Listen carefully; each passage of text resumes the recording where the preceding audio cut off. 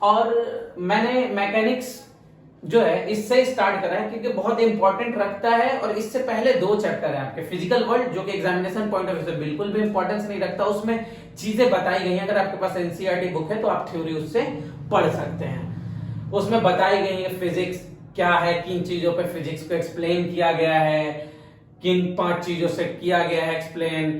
तो यार देखो, फिजिक्स को वर्ड में डिस्क्राइब नहीं किया जा सकता कि फिजिक्स ये है। देखो, इलेक्ट्रिसिटी का जनरेट होना से रैम्बो का निकलना, बिजली का गरजना, हर कुछ एवरीथिंग इज फिजिक्स है। ये कह लो कि जितने भी नेचुरल फिनोमेनन हमारे नेचर में हो रहे हैं उनकी स्टडी को फिजिक्स कहते हैं। ठीक है, तो फिजिकल वर्ल्ड मैं नहीं कराता हूं। जिन जो बच्चे पढ़ना चाहते हैं वो एनसीईआरटी की बुक में पढ़ लें, और जो भी डाउट हो वो मुझे कमेंट कर सकते हैं कमेंट सेक्शन में किसी भी वीडियो की। ठीक है, तो हम स्टार्ट करते हैं मैकेनिक्स। ठीक है, मैकेनिक्स नाम का चैप्टर नहीं मिलेगा, जैसे मैंने पहले भी बताया। ये पूरी की पूरी एक पूरा का पूरा एक आधा पोर्शन कवर करता है जिसमें बहुत सारे चैप्टर आते हैं। अगर आप चैप्टर जानना चाहते हैं तो हम मोशन इन स्ट्रेट लाइन को स्टार्ट करने जा रहे हैं।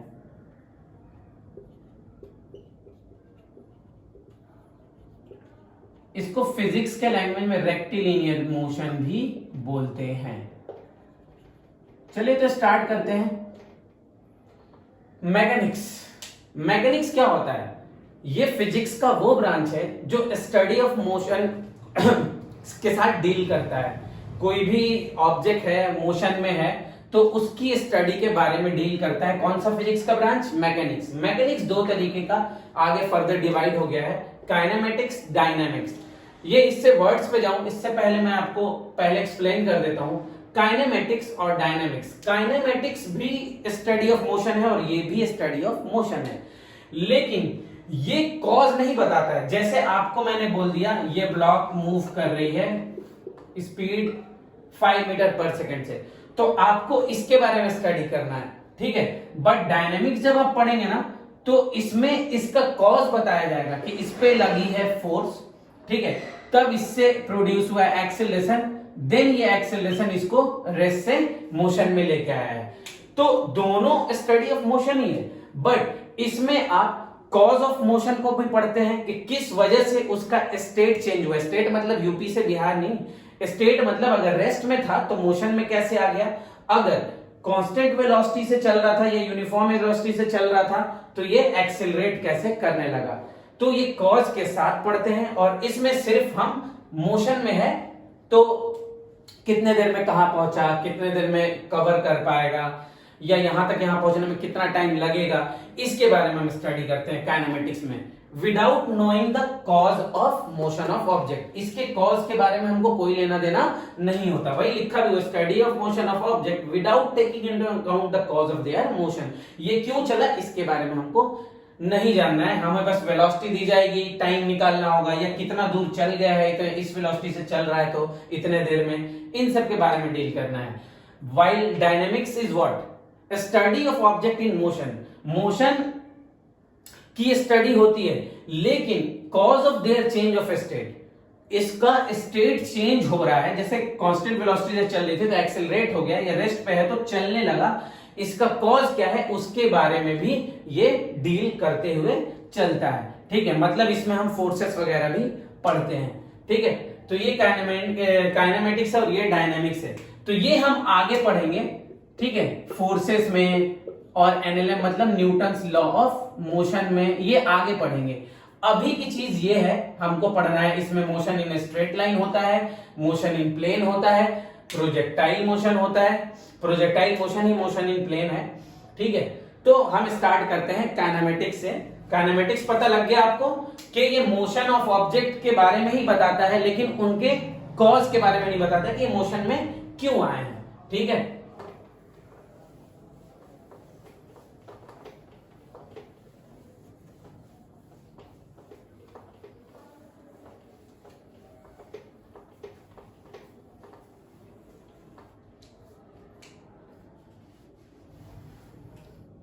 इसमें 2 चीज आती है, रेस्ट और मोशन।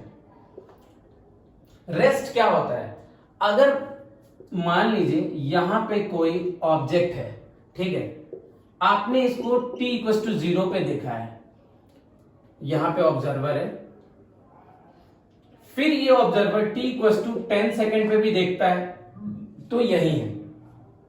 तो ये ऑब्जेक्ट टाइम के साथ अपने पोजीशन को चेंज नहीं कर रहा है, तो ये रेस्ट पे है। लेकिन एक बहुत इंपॉर्टेंट चीज है, फ्रेम ऑफ रेफरेंस, जो जिस फ्रेम में ये है उस फ्रेम में ये भी होना चाहिए। ये जैसे सपोज कीजिए ये अर्थ के बाहर का नहीं होना चाहिए, अर्थ के बाहर का होगा तो अर्थ के साथ इसको भी रोटेट होता हुआ लगेगा, वो तो देख नहीं पाएगा ऑब्वियसली, लेकिन इसको अर्थ रोटेट कर रहा है तो इसमें अर्थ में रहने वाली हर चीज इसके रिस्पेक्ट में मोशन में होगा। तो फ्रेम ऑफ रेफरेंस एक बहुत बड़ा पॉइंट है और बहुत कंसेप्चुअल चीज है जिसको समझना जरूरी है कि इसके सराउंडिंग में ही ऑब्जर्वर होना चाहिए जो ऑब्जर्व कर रहा है, ठीक है। तो हम ये कह देंगे कि कोई भी ऑब्जेक्ट अगर टाइम के साथ पोजीशन को चेंज नहीं कर रहा है तो वो रेस्ट पे है, तो ये हमको मेंशन करना पड़ेगा कि observer and object are in same frame of reference, ठीक है, ठीक है। तो बस यही होता है रेस्ट, और ये हो गया आपको मोशन। मोशन में सिंपली बस चीजें बदल जाती हैं कि अगर t इक्वल टू 0 पे यहां है तो t इक्वल टू 10 पे ये आगे बढ़ के आ गया, तो ये मूव कर रहा है तो ये मोशन में आ जाएगा, ठीक है।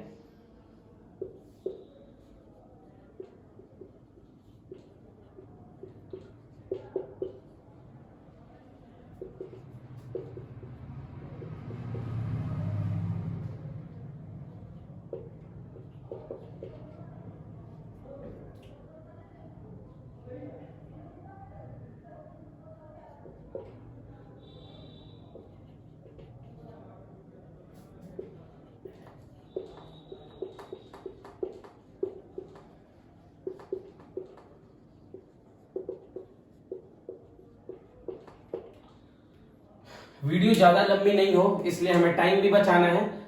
आप इसको बस ये डजंट चेंजेस इट्स पोजीशन है ना, इसको चेंजेस इट्स पोजीशन करके आप इसका नोट्स बना सकते हैं।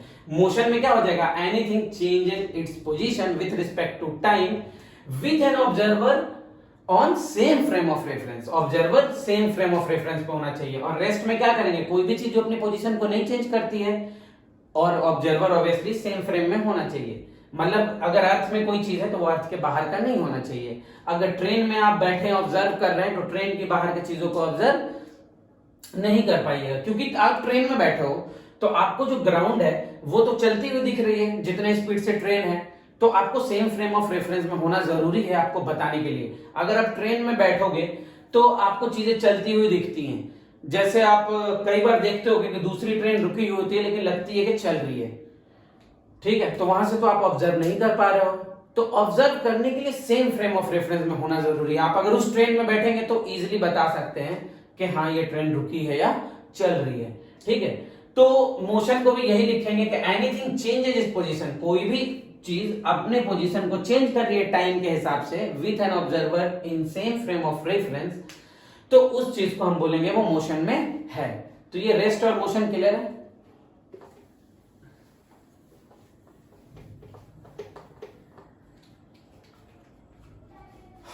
अब आता है डिस्टेंस। डिस्टेंस क्या होता है भाई, दो पॉइंट की दूरी, ठीक है, जो एक्चुअल लेंथ है।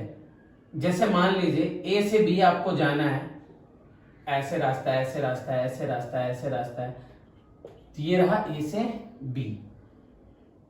अब ए से बी जाने में बहुत सारे पॉइंट्स आ रहे हैं, जैसे मान लीजिए एम एन ओ पी, ठीक है। इसकी दूरी आप मान लीजिए x, इसकी दूरी आप मान लीजिए y, इसकी दूरी मान लीजिए आप z,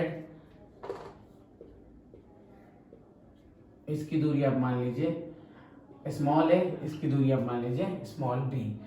तो जो डिस्टेंस होगा ना, actual length of path is distance. This is what, actual length of path.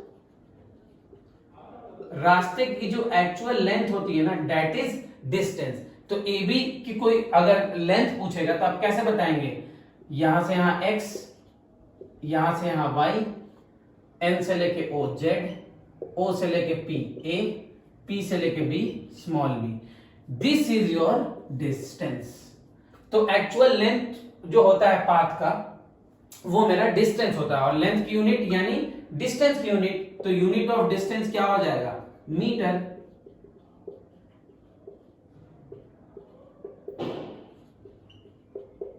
ठीक है, अब देखते हैं डिस्प्लेसमेंट।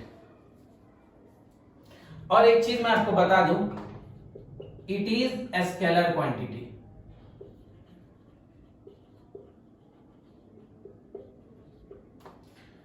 तो अब स्केलर आ गया है नाम, तो डिस्प्लेसमेंट से पहले स्केलर और वेक्टर ही देख लेते हैं, ठीक है ना।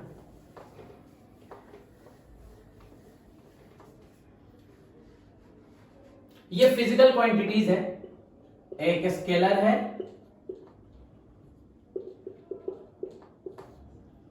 दूसरा वेक्टर क्वांटिटीज है।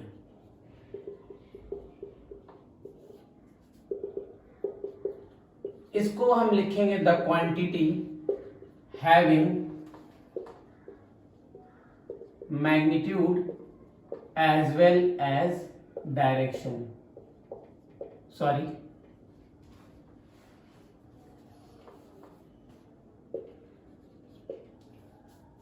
इसके पास मैग्नीट्यूड और डायरेक्शन दोनों होता है।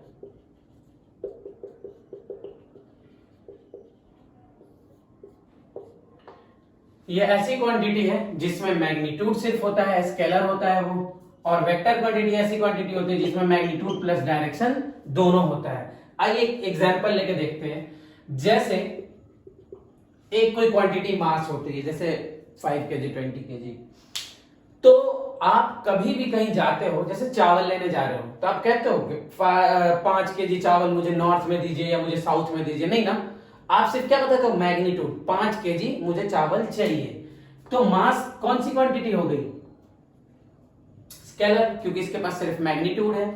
अगर मैं आपको बोलूं कि यहां पे रखा हुआ है एक ब्लॉक, इस पे आप फोर्स लगा दीजिए, तो जाहिर है आप सबसे पहले पूछेंगे, अगर थोड़ा भी लॉजिक लगाए तो, ऐसे तो किधर भी लगा देंगे आप, लेकिन आपके मन में कंफ्यूजन होगा कि फोर्स किधर लगाना है, इधर राइट की तरफ या इधर लेफ्ट की तरफ या अपवर्ड या डाउनवर्ड। तो that means force needs direction. Force क्या चाहता है, डायरेक्शन इसको चाहिए होता है। तो फोर्स कौन सी क्वांटिटी होगी, वेक्टर क्वांटिटी, क्योंकि इसको मैग्नीट्यूड और डायरेक्शन दोनों ही चाहिए। बिना डायरेक्शन के स्पेसिफिक आप लगा ही नहीं पाओगे कि किधर लगाना है, ठीक है, इसको डायरेक्शन चाहिए तभी ये डिफाइन भी हो पाएगा। और ऑब्वियसली मैग्नीट्यूड आप फोर्स लगाएंगे तो कोई ना कोई तो वैल्यू होगी ना, जैसे 50 न्यूटन 60 न्यूटन जो भी है, ये सब तो फोर्स में पढ़ेंगे, यूनिट न्यूटन होती है, लेकिन बस जनरल इंट्रोडक्शन दे रहा हूं। तो ये 50 न्यूटन 40 न्यूटन जो भी, ये तो मैग्नीट्यूड होगा, लेकिन आपको इसके साथ साथ डायरेक्शन भी चाहिए होगा, तभी फोर्स को आप अप्लाई कर पाएंगे। बट मास को क्या कहते हैं, आपने कभी कहा है मास को कि 5 kg नॉर्थ साउथ में चाहिए, कभी नहीं। आप 5 kg मांग लेते हो, कुछ भी चाहिए, जैसे चावल चाहिए या आटा चाहिए, जो भी। तो mass is scalar quantity and force is vector quantity. ऐसे स्पीड भी है, यहां पे वेलोसिटी वेक्टर होता है, ऐसे डिस्टेंस भी है, ऐसे डिस्प्लेसमेंट यहां होता है। तो देखिए मैं बताता हूं इन सबको कैसे देखेंगे। जैसे वेक्टर क्वांटिटी पे एक बहुत बड़ी रिस्पॉन्सिबिलिटी होती है कि वो डायरेक्शन को बताना है। तो अगर मैं आपसे कह दूं कि कोई ब्लॉक है, ऐसे वर्ड में लिख के, a block is moving 50 metre per second, block is moving with velocity 50 metre per second, तो आप इसको किधर दिखाएंगे, इधर मान लीजिए आप दिखा देंगे। फिर आपको पता लगा कि ये कहीं आगे जाके यू टर्न ले रहा है, सेम स्पीड फिर से गेन कर रहा है यू टर्न लेने के बाद, तो आप इसको क्या लिखेंगे, 50 मीटर पर सेकेंड। लेकिन अब एक बात बताइए, अगर वेलोसिटी मैंने कहा है वेक्टर क्वांटिटी है, तो इस पे रिस्पॉन्सिबिलिटी है कि ये डायरेक्शन बताए, लेकिन ये भी 50 है, ये भी 50 है, तो आप डिफरेंशिएट कैसे कर पाएंगे कि ये कब मेरे राइट में जा रहा है और कब मेरे लेफ्ट में जा रहा है, डिफरेंशिएट नहीं कर पाएंगे ना, इसीलिए हम वेक्टर क्वांटिटी में यूज करते हैं प्लस और माइनस का। ठीक है, एक आपके ऊपर है, किसी भी डायरेक्शन को आप इधर को प्लस मान लो, जैसे मैंने माना है, तो आपका इधर प्लस 50 लिखना है, और जैसे ही इधर यू टर्न लेता है तो आप माइनस 50 लिख दो, जैसे मैंने लिखा है। तो इससे आप डिफरेंशिएट कर पाएंगे कि हाँ सर प्लस 50 है यानी मेरे राइट में जा रहा है, माइनस 50 है यानी मेरे लेफ्ट में जा रहा है। तो वेक्टर में डायरेक्शन को डिफाइन करने के लिए हम प्लस माइनस का यूज करते हैं। तो वेलोसिटी प्लस माइनस कर लेते हैं हम, क्योंकि इसको प्लस माइनस ही ये डायरेक्शन बता पाता है, और ये वेक्टर क्वांटिटी है तो इस पे रिस्पॉन्सिबिलिटी भी है। आगे फिर इसको हम डिस्प्लेसमेंट पर यूनिट टाइम से भी देखेंगे, तो ये वेक्टर हो रहा है। ठीक है, ऐसे नहीं है कि हम खुद से वेक्टर मान लिए हैं और कर रहे हैं। तो अब आते हैं स्पीड पे। आप बाइक या स्कूटी कुछ भी चलाते हैं, जैसे 40 किलोमीटर पर आवर के स्पीड से चला रहे हैं, आप यूटर्न मार के आते हैं, तो कभी भी मीटर पे आपने -40 देखा है? नहीं देखा है ना, क्योंकि वो स्पीड जो है कभी भी नेगेटिव हो ही नहीं सकती। ठीक है, तो स्पीड में प्लस माइनस वाला जो हमारा ट्रिक है वो नहीं लगता है, इसलिए स्पीड क्या है? स्केलर। और दूरी कभी प्लस माइनस हो सकती है क्या? कि इधर आप जितना चलते जाओगे वो तो आपके डिस्टेंस में ऐड होता जाएगा। अभी 1 किलोमीटर चले और चलोगे तो 2 हो जाएगा, अभी और चलोगे तो 3 होगा। कभी सुना है डिस्टेंस -4 मैंने चला है? नहीं। तो डिस्टेंस भी क्या है? स्केलर। तो इस तरीके से मैं ये बताना चाह रहा हूं कि प्लस माइनस जो भी क्वांटिटी हो सकती है, प्लस और माइनस दोनों में, that quantity is vector quantity. और वो प्लस और माइनस क्यों होती है? क्योंकि इस पे रिस्पॉन्सिबिलिटी होती है डायरेक्शन बताने की।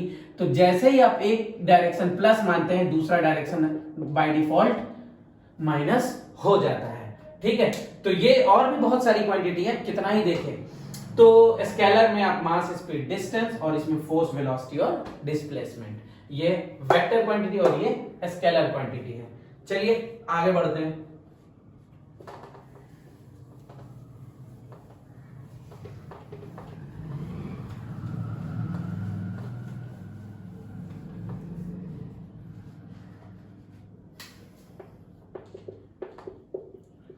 डिस्टेंस मेरा क्या था?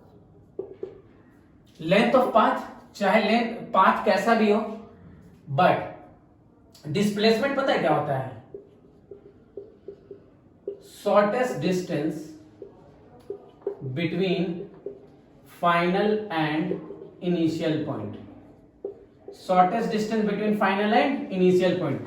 यहां से अगर यहां गया है ए से चल के बी पे, तो इसको बीच में इंटरमीडिएट कितना है उससे मतलब नहीं है। इसको मतलब बस ये है कि मेरा फाइनल पॉइंट ये है, हमको सबसे शॉर्टेस्ट डिस्टेंस जाना है, मतलब इस तरीके से हमको जाना है। तो आप खुद बताइए, ये पहले तो फाइनल पॉइंट तक वेट करता है, उसके बाद एक स्पेसिफाइड डायरेक्शन में चलता है जिसमें इसको शॉर्टेस्ट डिस्टेंस मिले।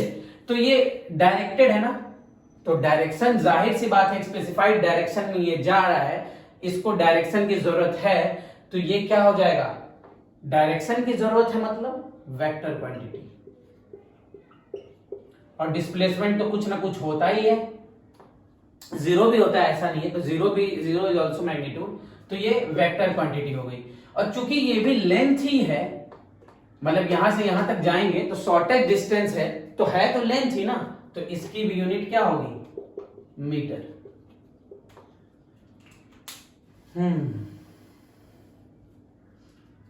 चलिए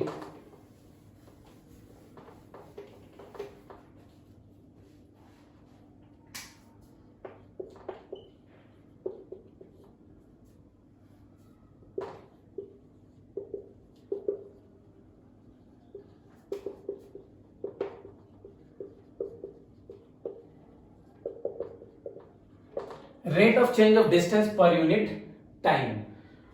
पहले मैं एक एग्जांपल पहले ही मान लेता हूं कि ये कोई व्हीकल है, और ये व्हीकल जो है 60 किलोमीटर पर आवर से चल रहा है। ठीक है, इसकी स्पीड कितनी है? पहले ही स्पीड मैं मान लेता हूं, फिर मैं स्पीड आपको समझाऊंगा। 60 किलोमीटर, क्योंकि इतना तो सबको जानता है कि हाँ 60 की स्पीड है ऐसे। तो 60 किलोमीटर पर आवर की स्पीड है, इसका मतलब क्या होता है? It travels 60 kilometre in 1 hour. 1 hour में कितना चलेगा? 60 किलोमीटर। अच्छा, यहां से ये इसके स्टार्टिंग पॉइंट है, ओ से इसे स्टार्ट करा, ओ A B C D E ऐसे चलता जा रहा है। 1 घंटे में ए पे पहुंचा। ये इसकी वेलोसिटी यूनिफॉर्म है, मतलब कांस्टेंट वेलोसिटी से, ये चेंज नहीं होने वाली वेलोसिटी से चल रही है। तो 1 घंटे में ए पे पहुंचा है, तो कितना चला होगा 60 किलोमीटर। फिर ए से बी जाने में ये 1 घंटा लगाया है, तो कितना चला होगा 60 किलोमीटर। क्यों? क्योंकि इसकी वेलोसिटी 60 किलोमीटर है। इसको भी चला है 60, ये भी 1 घंटे में चला है, और डी से ई जाने में भी 1 घंटा लगा है, तो ये भी 60 किलोमीटर ही चला होगा। ठीक है, क्योंकि इसकी velocity constant 60 kilometre per hour की है, जिसका मतलब क्या होता है 60 किलोमीटर 1 घंटे में ये चलेगा। अब एक बात बताइए, यहां से यहां की दूरी 60 हो गई ना, यहां से यहां की दूरी कितनी हो गई 60 और 60 120। अगर ए से सी की मैं डिस्टेंस को कैलकुलेट करूं तो 60 60 60 180। अगर ए से डी का डिस्टेंस मैं कैलकुलेट करूं तो 240, और ए से ई का करूं तो 300 किलोमीटर। एक बार और ध्यान से समझ लीजिए, ये जो डिस्टेंस है मैं ओरिजिन से स्टार्ट कर रहा हूं। ओरिजिन से ए पॉइंट की दूरी 60, ओरिजिन से बी पॉइंट की दूरी 60 60 120, आसानी से कैलकुलेट कर सकते हैं। ओरिजिन से सी की दूरी 60 60 60 180, ओरिजिन से डी की दूरी 60 60 60 240, ओरिजिन से ई की दूरी 60 60 60 60 60 60 इंटू 5 300 किलोमीटर। आप बताइए 1 घंटे में यहां पहुंचा है 60 किलोमीटर दूर है, दूसरे घंटे में ओरिजिन से 120 किलोमीटर दूर है। कितने का डिफरेंस हो गया 60 का। तीसरे घंटे में ओरिजिन से 180 किलोमीटर की दूरी है, यानी 60 का डिफरेंस हो गया। चौथे घंटे में 240 हो गया। अब ये सोच रहा है कि ये ओरिजिन से कितना मैं आगे आ गया हूं 240 किलोमीटर, तो फिर अगले घंटे ओरिजिन से कितना चला गया 300 किलोमीटर दूर आ गया, यानी 60 का डिफरेंस है। हर घंटे कितने का डिफरेंस आ रहा है 60 60 60 60। देखिए पहले घंटे में ओरिजिन से 60 किलोमीटर दूर है, दूसरे घंटे में ओरिजिन से 120, तीसरे घंटे में 180, चौथे घंटे में 240, पांचवें घंटे में 300। तो ये देख रहा है कि मैं हर आवर, हर 1 घंटे पे 60 किलोमीटर दूर होता जा रहा हूं। मैं 60 किलोमीटर चलता जा रहा हूं हर घंटे में। पॉइंट नोट कीजिएगा, हर घंटे में मैं कितना चलता जा रहा हूं 60, यानी मेरी डिस्टेंस कितनी चेंज होते जा रही है 60 है, 120 है, 180, 240, 300, 60 से इसका डिस्टेंस चेंज हो रहा है ना हर घंटे। तो जितने से डिस्टेंस चेंज होता है, डेफिनेशन पे आइए, rate of change of distance. Distance कितने से चेंज हो रहा है 60 से, क्योंकि पहले 60 था, अब दूरी 120 हो गई, फिर अब दूरी 180, फिर 240, फिर 300। हर घंटे दूरी 60 से चेंज हो रही है, और इसी change rate of change of distance को हम क्या कहते हैं स्पीड। तो मेरी स्पीड कितनी हो गई 60, और पहले भी मैंने क्या लिया था 60 ही लिया था। मतलब पर यूनिट टाइम में जितना डिस्टेंस कवर करता है दैट इज स्पीड। ठीक है, इसको आप v से डिनोट करते हो, और ये क्या होता है distance by time, distance per unit time. Per unit time का मतलब आप टाइम से डिवाइड कर रहे हो। ठीक है, तो ये क्या आ गया, अगर यूनिट हम निकालना चाहें, डिस्टेंस का मीटर और टाइम का सेकंड होता है, आपको पता ही है। और ये कौन सी क्वांटिटी है, जैसे मैंने बाइक वाला एग्जांपल लिया था, इधर जा रही है, फिर आप यू टर्न करते हो तो क्या अगर 40 से जा रहे हो तो क्या -40 बताता है, नहीं बताता है। ये क्या हो गया स्केलर क्वांटिटी। और एक और चीज मैं आपको बता दूं, डिस्टेंस स्केलर है और ये नीचे वाला भी स्केलर है, तो इसका चांस ही नहीं बनता कि ये वेक्टर हो।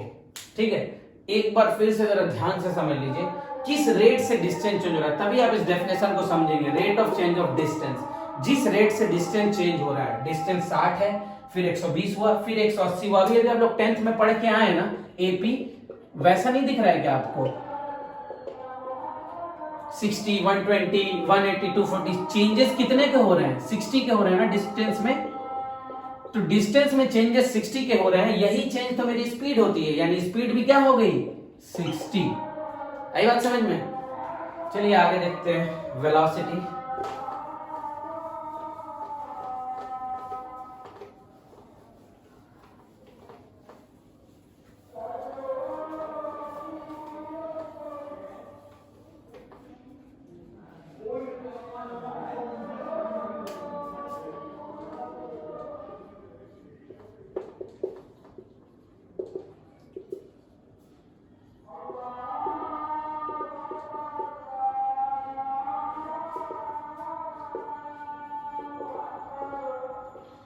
Rate of change of displacement per unit time. जिस रेट से डिस्प्लेसमेंट चेंज हो रहा है, अगर डिस्प्लेसमेंट हर सेकंड, जैसे मान लीजिए कि डिस्प्लेसमेंट हर सेकंड 5 से बढ़ रहा है, तो वेलोसिटी विल बी 5 मीटर पर सेकंड। तो ये वेलोसिटी क्या लिखेंगे? Displacement by time. डिस्प्लेसमेंट की भी यूनिट मीटर होती है और ये सेकंड होता है, तो इसकी यूनिट क्या हो जाएगी? मीटर पर second. It is vector quantity.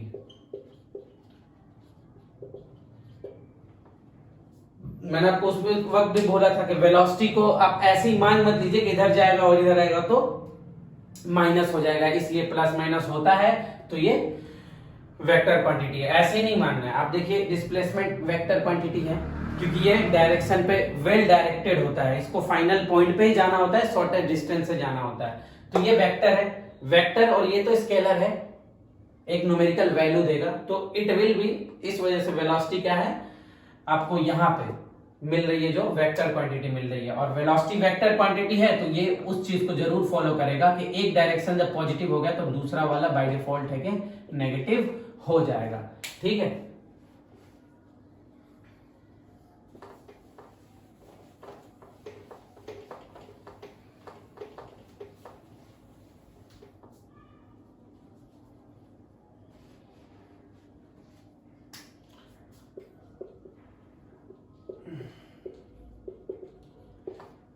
अब बात करते हैं एक्सेलरेशन की। ये पता है क्या है? Rate of change of speed. अभी ये जो आप पढ़ रहे हैं ना, वेलोसिटी, स्पीड, एक्सेलरेशन, इन सब का वो भी एवरेज भी आता है, इंस्टेंटेनियस भी आता है, लेकिन मैं चाहता हूं पहले आपको बेसिक क्या है स्पीड, वेलोसिटी, एक्सेलरेशन ये बता दूं, फिर हम दो तरीके के पढ़ेंगे, एवरेज भी और इंस्टेंटेनियस भी। इंस्टेंटेनियस आप लोगों के लिए नया है तो इसलिए मैंने सेपरेट रखा है। पहले बेसिक तो बता दूं, फिर सेपरेटली उसको भी बताऊंगा अगले लेक्चर में। ठीक है। एक्सेलरेशन क्या होता है? Rate of change of speed या वेलोसिटी। स्पीड या वेलोसिटी किस रेट से चेंज हो रही है, दैट इज एक्सेलरेशन। ठीक है ना? Rate of change of speed या velocity is known as acceleration. जरा ध्यान दीजिएगा यहां पे, मान लीजिए ये कोई सी